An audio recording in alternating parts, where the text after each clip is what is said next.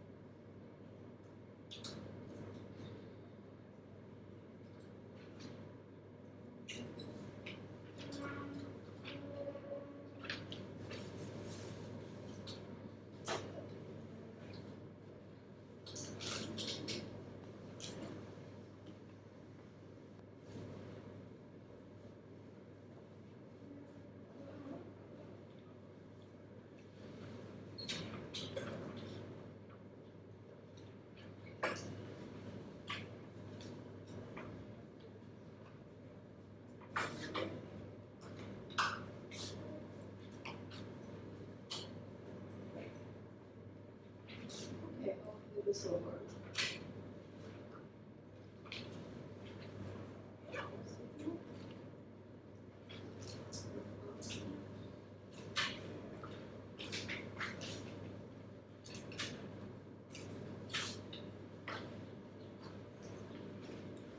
All right, we're gonna hold that for a little bit. So, hi. My name is Dr. P, or you can call me Dr. P. My name is Professor Padurano, and this is History 20. It's a hybrid class. Is it everybody? Come on in.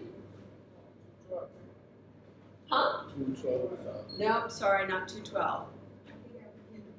Oh no! Yeah, that's why I always start by saying what class this is. So again, this is bye. Have a good semester.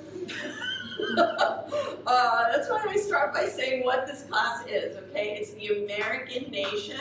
We're going to start at 1607, and we're going to get to around 1991. And if you just came in and didn't hear me to put your phones away, if you could turn them off and put them away, I'd appreciate it. So, hybrid, what does that mean? You will, sorry? No, I'm sorry. No, yeah. It's like online and in class, right? Exactly. So a lot of you might have seen just Tuesdays, 12 to 1:15. Some people sign up for hybrid thinking, oh, it's half as much work. No, actually not. It's probably even more work than a traditional class because you're responsible for doing at least half, if not more of it online. Yes, sir. You're in the wrong class. Okay, bye-bye. Have a good semester. Anybody else in the wrong class? This is Padurano. History 20, the American nation. Check your schedules. Okay, we'll miss you. Okay, this class is also a flipped classroom. Anybody ever been in a flipped classroom? This is going to change. Sorry? Does that mean it's going to change? No, it means that other than today, because you haven't had a chance to do anything, okay, I will usually not be up here talking and lecturing. You will usually be in groups or alone practicing skills. And the biggest skill for this class is writing, because this is also a writing intensive class. This will make my 5th year at BCC. I'm a part-timer, but I've been here consistently, and it's my experience that a lot of students at BCC do need help writing. And so I decided a flipped classroom, you can look it up, you can Google it. It is basically where, rather than getting me standing up here droning on and on like I'm going to do today, you will get my expertise as somebody who is a published author and who has taught people how to write for 20 years. All the lectures, so to speak, that takes place completely online, okay? This is still no signal, so I was gonna show you, maybe it's a different thing, I don't know. I was gonna show you the Blackboard site, but maybe we don't even need that. How many of you have been on the Blackboard site? Great, almost all of you, hi. If you haven't been on the Blackboard site yet, please go on. It's, I hope, pretty simple to understand. Up at top, there's two sections to the menu that's on the left-hand side. Up at top is all the sort of administrative stuff. There's the syllabus, but you're also going to get a hard copy today. There's how you can contact me. There's your grades. There's Blackboard help. There's Blackboard tools. Then underneath that is weeks. You're going to see, I think I have week 4 open, okay, at this point. So when you're in week 1, you just say, what's the date? Oh, it's August 27th. You look for the date, that's the week you're in, click on that. The first thing you're gonna see in every folder is a what's due this week. I'm gonna try to send out emails too at the beginning of every week, just reminding you what's due, but sometimes students either like to jump ahead or they may fall behind. So if that's the case, that little what's due this week is always at the top of the Blackboard folder once you open it up. Then is a series of links for YouTube videos, usually, and also links to the textbook. You do not need to purchase anything for this class, okay? You're welcome. However, as an exchange, because you don't have to purchase anything, I do want you to print out those chapters. Anybody know why I advocate reading on a piece of paper rather than reading off a screen? Lady in the back. So you could be able to highlight it and write in the margins. Absolutely. And studies show that even if we don't do that, although I do advocate doing that wholeheartedly, studies show that even if we're just reading 2 things, 1, reading off a screen, 2, reading the same thing off a piece of paper, the human brain actually remembers more off the piece of paper. I don't know why, I'm not a neuroscientist, but other people have done these studies and that's what they say. So even though you don't have to purchase a book, I would like you to at least purchase some paper, you print out stuff. The only thing you have to print out is the textbook. All the other handouts are here. If, however, you miss class and or you lose this course pack that I'm going to give you in a bit, you do have to print out the handouts for class. And again, those are all in the week, okay, that you have. You get 1 copy of this. It's 71 pages. So as you can took me a lot of time to put together and the copy guys to copy it, so you get 1 copy. If you lose it, you gotta print them out from Blackboard on your own, okay? This you should bring to class every single week, okay? Yes? Do you object to laptops in class? I don't, only if they start to become distracting, so I do suggest turning your Wi-Fi off. I will also tell you, I will also tell you, so I wasn't always a college professor, and I'm not just a college professor now because, you know, I'm just here part-time. I started my career 22 years ago teaching high school when I was probably just a little bit older than you are now. And I taught high school for 15 years, and now I own my own tutoring company where I work one-on-one with students and I give talks on how to study, and you're going to see a little bit of that in what we're going to do in a second. Studies also show that people who take notes by hand remember more than people who type. Anybody know why? Honestly, I think it's because they have more research. We all just started typing like crazy. We've always written notes. But in the lifespan of a human, that might not be true because, for instance, let me pick somebody who looks really young, like this lady might. I think what typing for her is the same as writing books for me because of the generation. Right, there's a huge generational thing, but regardless of the generational thing, they've looked at the same person, okay? And the reason why is when you're typing, I don't know about you, but I can type a lot more quickly than I write, right? So when I'm typing, I'm like a human recorder. I'm just typing everything the professor says. You're not really listening, you just type. I'm So like when you're writing, you're listening, so you gotta remember what the person said so you can write it down. And I'm also filtering. And I'm saying, what's important enough for me to write down because I can't do this that fast, and what's not important enough that I can leave it out. That's actually the first step of your brain working. So I'm not going to, say, no, you can't do it, especially when you've got the beautiful rose gold laptop. Not that I'm biased or anything, but that I get to look at. But I will say it's actually more effective for your learning if you take notes by hand. So, it's up to you, Billy. I'm not gonna force. What about recording? Are you gonna, I mean, you are recording me. You're not gonna, post on Instagram or anything, are you? Just audio. Yeah, that's Only fine. standard videos. Yes. Audio. Yeah, that's fine. I just, I don't wanna see myself with a different head or a different body, whatever, on Facebook or anyway. Somebody else had a question? No, okay. All right, so before we even get to this in this course, I wanna go over a few things that actually, how many of you were on campus last spring? When you have the movement. When we had the move thing, and I don't know why, something about the whole relocating out of Colston really made me do different things, perhaps because I wasn't in this classroom, because usually I teach in this classroom.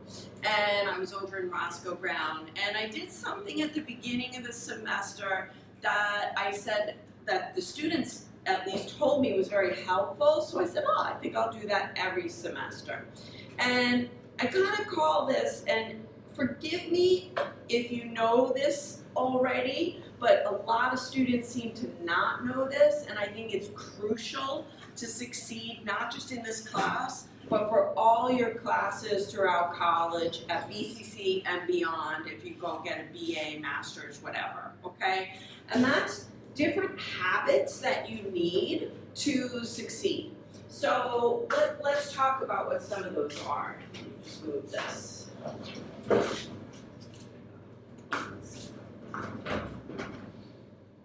Okay, so, and I would definitely take notes on this.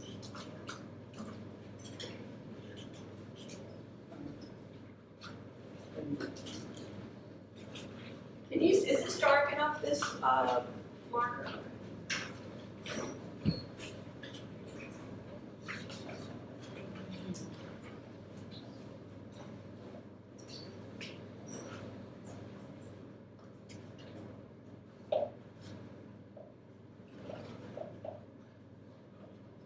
That's a big one.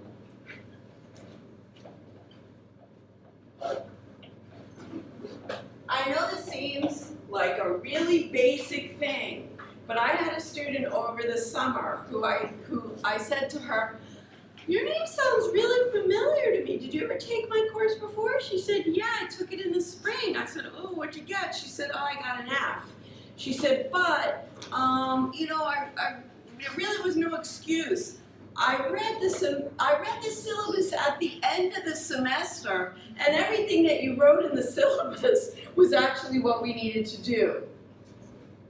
Don't read the syllabus at the end of the semester. Read it tonight. You're gonna get it in hard copy. It's on the website for every single class. The first thing you should do is read the syllabus.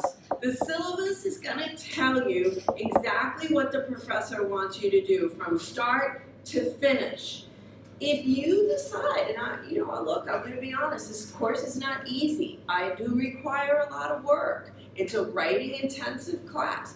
If you decide this course is not for me, I'm not gonna take it personally. However, every single thing you do from now until the end, until the final, counts. The first 2 weeks are not grace periods, okay? You gotta show up on Tuesdays and you gotta do the work. I also have written for the first time in the semester, because now this is sort of like the 10th time I've taught this course.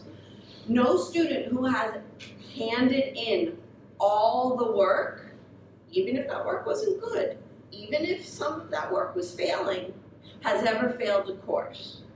Because I build in so much extra credit into quizzes, and we'll talk about that in a second, that if you do all the assignments, I'm not making any guarantees, but it's very likely you will pass, okay, if you just do the work. On the flip side, many students who miss 2 or more assignments fail. I'm even going to go most students who miss 2 or more assignments fail. Because the problem with failing as opposed to I should say, a bad grade, I usually, if you hand something in and it's just not that great, you're gonna get at least half the points from me because you tried. But if you don't hand anything in, I have to give you nothing. A 0 is hard to come back from. 2 zeros is really hard to come back from, and 3 zeros is almost impossible to come back from, okay? So we'll also talk about a different way I'm handling quizzes and such in a second this semester, but read the syllabus. And then the second thing is, and transfer all due dates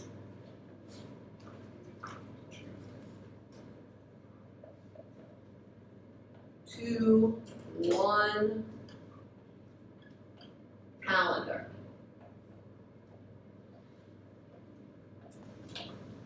In my private practice as a tutor, I was coaching a kid at Smith College, which is like one of the probably top 15 colleges in the country, who was a brilliant kid, went to Great Westchester High School, but she not only, part of the reason her parents hired me is because she had failed her first semester and she was going to get kicked out the second semester. So she talked to me by FaceTime every week, and I made sure she kind of got on a schedule.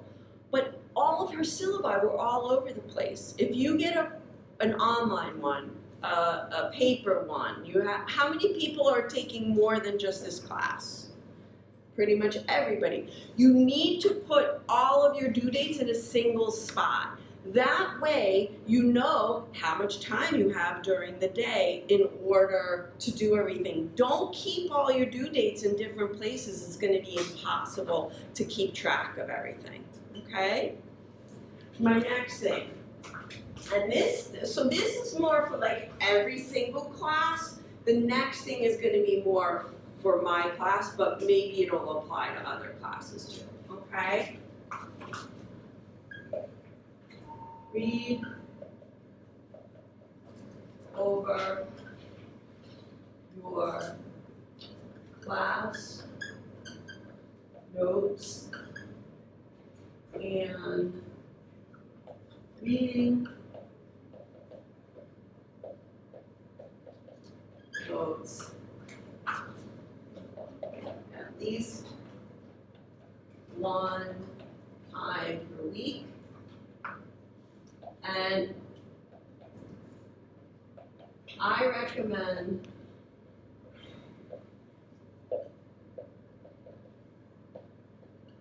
so what does this mean? Tonight, well, let's say we actually talked about history. You would go home, take any kind of notes that you had on history. You would read them over pick out the most important facts, concepts, whatever, and transfer them to some kind of index card. I recommend doing that actually right away, but I realize life gets in the way. You probably all work as well, and so maybe you can't do it every night. But before that week is up, set aside time to read over your notes and somehow begin to transfer your notes to another format. Reason why, it's just like I was saying about how taking notes by hand, your brain is beginning to process the information. Your brain needs actually multiple times to come in contact with that information in order for it to be absorbed. Doing, what's your name in the back, girl in the hoodie? Eva? Yvette, sorry. It's great to do highlighting. However, many students I find have a difficulty highlighting because the paper is yellow when they're done, right? And they just don't know what to highlight. So and it can be very passive, right? You're just putting your hand over other people's writing. When you're doing the writing, though, that's much more active. You need to engage your brain in multiple ways with the same information in order for it to stick. Okay, does that make sense? Okay.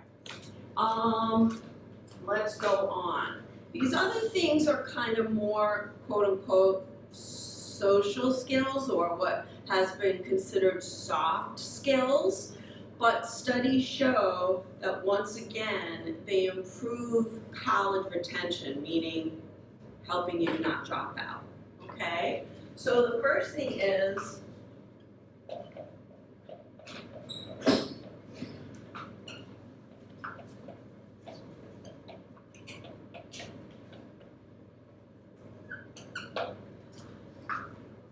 find a mentor. What's a mentor? Well, a mentor could be a lot of different things. It could be a teacher that you really like. It could be somebody in your field. You know, if you're going to be a psychology major, maybe it's somebody from there. It could be an advisor of a club, a coach, anybody who you feel like is a little bit beyond you in the academic game to help kind of show you the ropes. I'll be honest with you. So 30 years ago this fall, I started college, and I was the daughter of a New York City police officer who himself had barely graduated high school, let alone college. My mother had gone back to school after we got old. My brothers and sisters and I got older, but it didn't come from, like, most of the people in my house in my family were like cops and firemen, and at that time you didn't need to go to college. So I was actually very fortunate. God gave me a good brain. I worked hard. I got into Harvard. I get to Harvard and it was like landing on the moon.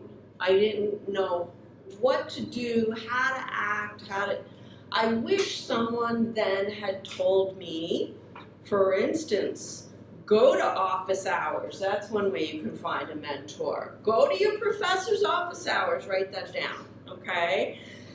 A lot of times students, even from posh Westchester high schools, ask me, well, what do I talk about with my professor when I go to the office hour? Well, there's a bunch of things you can talk about.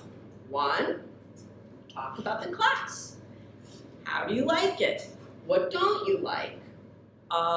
You could relate the class to maybe something going on in the news, okay? And by that, you gotta read maybe the newspaper once a week, okay? You also, if you really wanna like brown nose, you could also Google the professor, find an article that he or she has written, and say, hey, professor, I read your such and such an article. I really thought this was great, or whatever, and start to talk. Believe me, everybody loves to talk about themselves, including professors, or especially professors. So try to establish some kind of link with your professor, okay? You can ask them questions, of course, about the course. You can ask them better ways to succeed in their course. The teachers here, if you give them a chance, they want to help you. But you got to kind of, because like, look, there's 22 of you on my roster, and there's only one of me. So you got to kind of seek me out, okay? Studies show that college students who find a mentor before they graduate are not only much more likely to stay in school, but they're also much more likely to be successful after school, okay? One other way is, I'm going to start this over here because that might be in the way, is to find a community of peers / a network.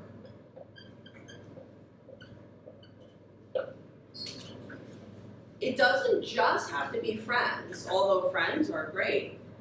It could also be classmates, right? Maybe you start finding your community by studying with each other. Maybe you join the choir or the play. Maybe you get involved in some kind of political action and find a community there.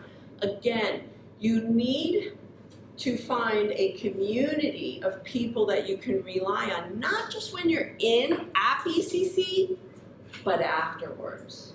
I can't tell you how many, I was not very good at this. My brother was much better at this, and he has gotten jobs from his network at his college. He went to Lehigh University. He has, for instance, one of the guys is going to be the best man at his wedding, 25 years later. So there are professional and personal benefits that you will derive by establishing a good network. And it doesn't mean that you're just going to take. You're also going to give to people in your network. So if you can give a job later on, or you're in a position to hire somebody from BCC, that's a great thing. I'm a big believer in sort of paying it forward, and what you put out there in the universe will come back to you. So you really want to kind of do these 4 things, I think, and that will really help you. I know I'm talking a lot. Let me stop. Any questions, comments? Has anybody begun to do any of these things? Because none of you are freshmen, right? Or right? You're all sophomores, yes? I'm about to graduate after this semester. Right. Right, okay. Because you need a certain GPA to take a hybrid course, I believe. Right. So how many of you did that during your first year and a half, whatever, here at BCC? I did that. Lady in the back, yeah. Which one? How did you do it?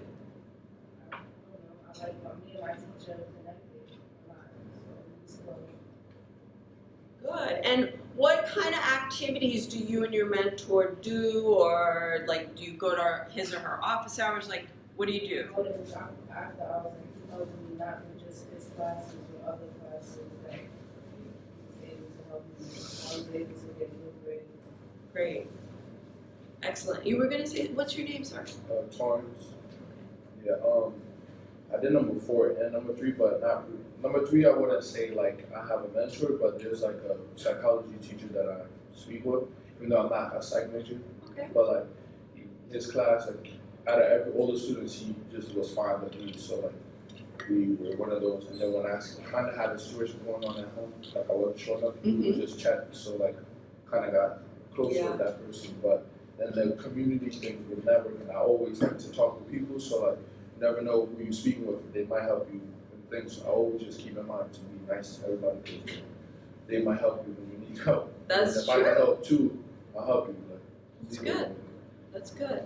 The other thing that a mentor can do for you, by the way, is write a letter of recommendation for either college, after BCC, which I've done several times, or a scholarship, or some other kind of program that you want to get into. I've done all three of those for my former students. So it's, if I, of course I would, if as long as you did well in the class, I would do it even if you didn't come to my office hours. But if you did come to my office hours, then I could put just something a little bit more into the letter that would make the letter that much more compelling and maybe, get you acceptance or get you that scholarship, whatever, okay? Okay, as long as there's no more questions, let's go to, should have opened this before. I feel like it's Christmas. All right.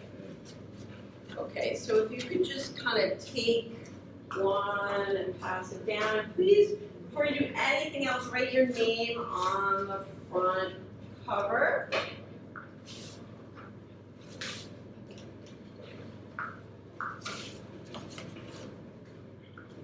And by the way, there are some slight corrections to the syllabus. The correct syllabus will always be online.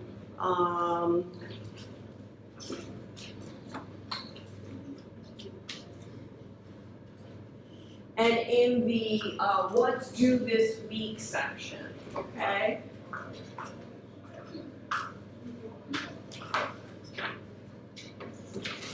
Does anybody still need to sign the sign-in sheet? Yes.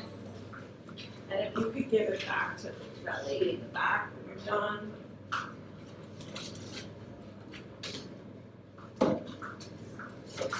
Again, if you came in late, just know you need to bring this every single week to class, and you get one copy only, so don't lose it.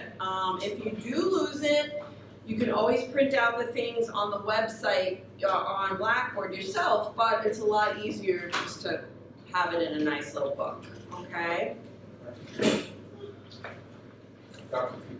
Yeah. Do we always meet, or is there any weeks that we're? I mean on Tuesdays? Yeah. There are two holidays back to back, just October 1st and October 8th when the whole college is closed. We won't obviously meet those. And then the only one that I canceled is the Tuesday of Thanksgiving, because I just, right before Thanksgiving, because, I mean, come on, it's Thanksgiving. I appreciate it. And then as you'll see, there's a time, actually, why don't we flip to this? Flip to page 16. So around mid-semester, a little bit later, around the end of October, we're going to start our term paper. Actually, we're starting our term paper like mid-October. And then by the time late October gets there, I'm dividing the whole class into 3 groups, basically just by name. The first third you'll be called Group A, and you're only going to meet on the October 29th. And then Group B and C stays home and works on the paper. That's because I have like one-on-one conferences, so say there's 7 people in a group. The first person who arrives sits here. I spend about 10 minutes per person on your paper giving you oral feedback on your own because, look, this is something that, I think in most colleges done by office hour, but I started this once I started teaching hybrid because I realized a lot of BCC students can't come to office hours. So this is like my makeshift office hour, okay? And then the same thing happens the week after and the week after that, okay? So that everybody has some one-on-one FaceTime with me about your paper, okay? So other than that, or me getting sick, yeah, we'll always meet. Okay? All right, so let's talk actually about I love this photo.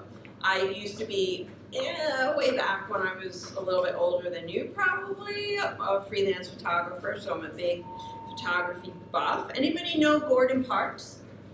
Who he was?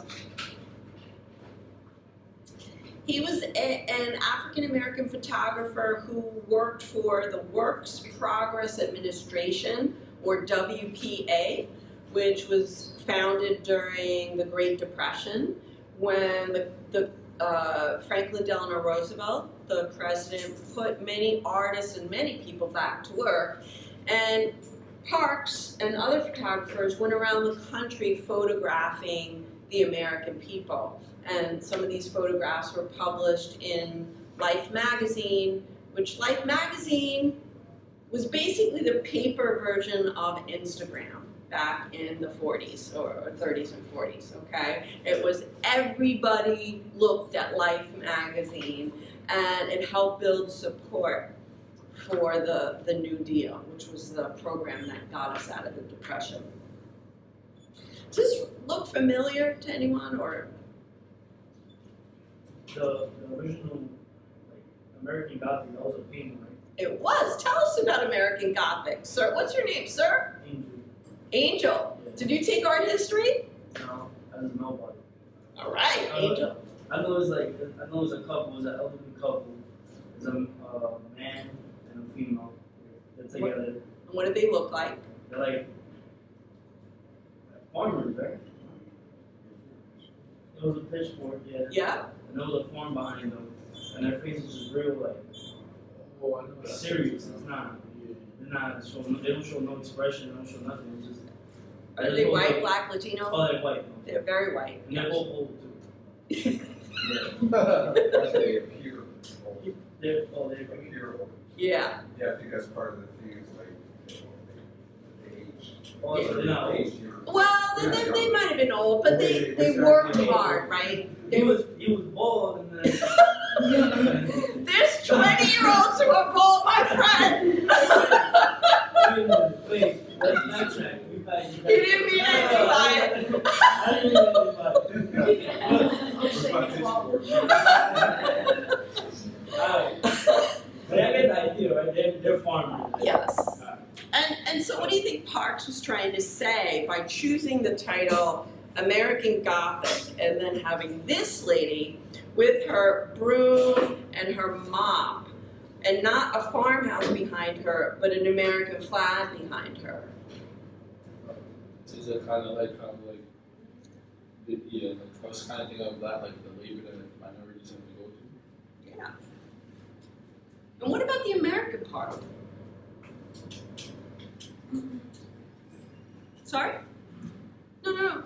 Say it. I said it's part of history, that's fine. It's part of history, and yes, and sir, your name? Well, my nickname is Angel. You're both angels. Yeah, That's the nickname? that's my nickname. Okay. We call you Angel. Yeah. We call me. Yeah. So we got you. Old Angel, So Angel. Old Angel and Young Angel. Look. Angelón and Angelito. Okay. I like that. Okay. America was built on the sweat of African Americans. So she's standing in front of her labor. American flag. Yeah. And in the painting named American Gothic, and that she has just as much right, I think he's trying to say, to be called an American and to the American dream as those farmers from, I don't know when the original painting was painted, but as those farmers in that other painting, right?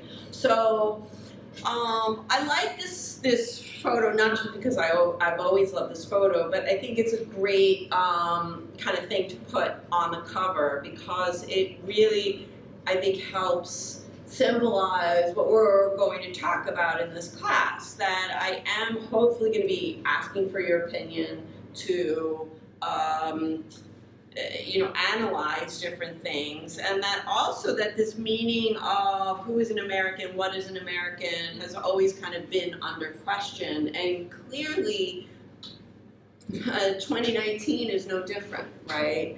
When we have the political climate, I try as a historian not to inject my own point of view into the class too much, although sometimes it'll come out, but I think, the fact that I chose this picture probably gives you a good idea of my own political leanings. There's okay, so my history 10, and I won't drop the name, but really, really, really super intelligent professor with a lot of facts who always gave his take on the facts. So there's the fact and then his opinion on it, which included, like, we literally had 3 minutes tops on the civil rights movement, and he said that there would be no civil rights movement without the Jews. So he was crazy the way he sees his take on the facts of history. We never mentioned Rosa Parks, we never mentioned Martin Luther King, we never mentioned the civil rights leader. You like Give all that? the credit to the Jews, post-Holocaust, Okay. because of their courage. It was almost like because of their courage, Black people could do their studies. There was a lot of stuff, but a lot of anti-Obama, pro-Reagan stuff, but it was opinions on history. Yeah, I mean, look, sometimes, I will do that probably from the other side of the political fence, but I try not to. I think, I want my view as a teacher is I want to give you the tools to analyze things yourself.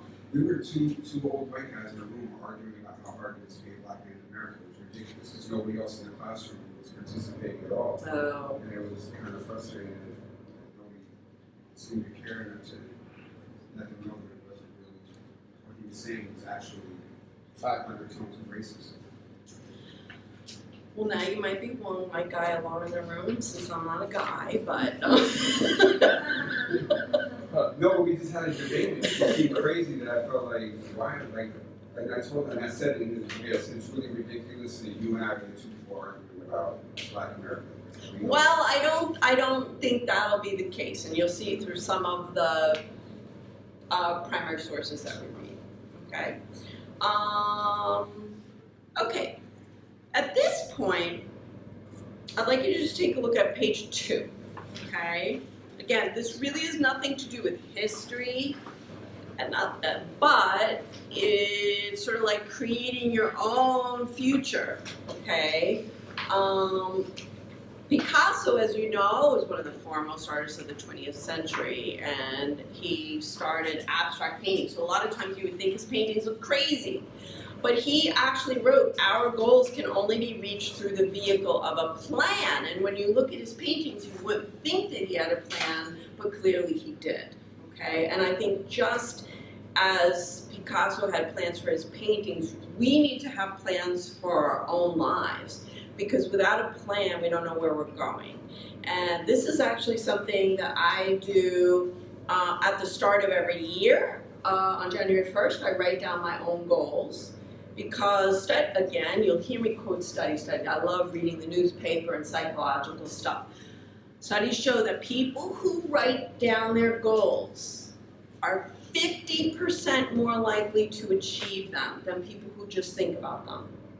And I believe, no study backs this up, but this is just Dr. P, that if you look at them, if you actually look at your goals all the time, it will help you. The reason why is because a lot of times your goals are going to require sacrifice, especially sacrifice of time when you're in school.